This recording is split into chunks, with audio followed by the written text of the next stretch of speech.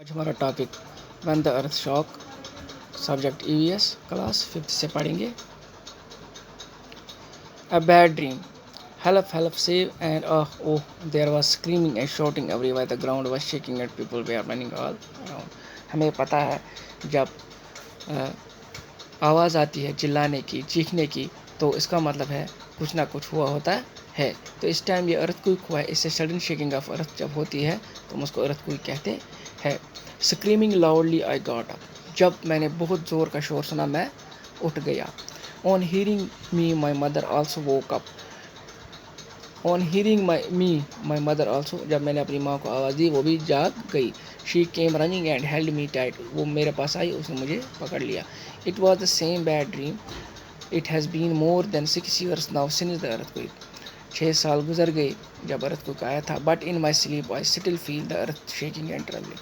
مگر ابھی بھی میرے سپنے میں وہ ارتھ کوئک آ رہا ہے جس سے ارتھ شیکنگ اور ٹرمبلنگ ہوئی تھی.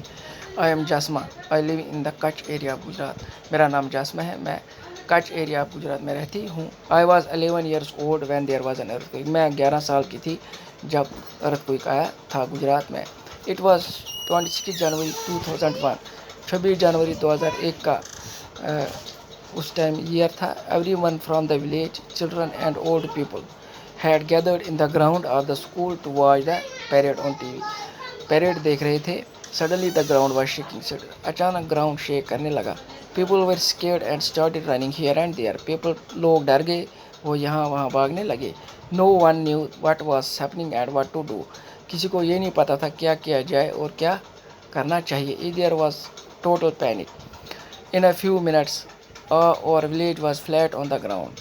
کچھ منٹوں میں ہمارا جو ولیج ہے گاؤں ہے وہ گراؤنڈ میں فلیٹ ہو گیا.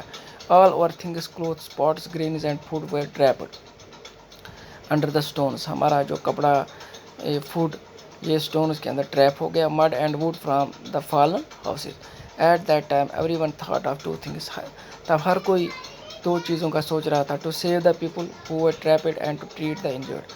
لوگوں کو کیسے بچایا جائے. لوگوں کو بچایا جائے یا جو ملبے مکان گر گئے ہیں ان کے ملبے کے نیچے پھنسے ہوئے اور جو انجرڈ ہیں ان کو بچایا جائے. The village hospital was also damage. Village hospital was also جو گاؤں کا ہاسپٹل وہ بھی ڈیمیج ہو گیا تھا. Many people were seriously injured. بہت سارے لوگ سیریسلی انجرڈ ہو گئے تھے. مائی لیگ وہ آلسو گاٹ فریکچرڈ. میری لیگ جو فریکچرڈ ہو گئی تھی. The doctor treated people with the help of the villagers. Doctor آئے تو لوگوں نے ان کو بتایا کیا ہوا ہے کیا نہیں اور انہوں نے لوگوں کو ٹریٹ کرنا شروع کر دیا جو سیریسلی انجرڈ ہو گئے تھے. 6 people of our village died. ہمارے گاؤں کے 6 لوگ مر گئے.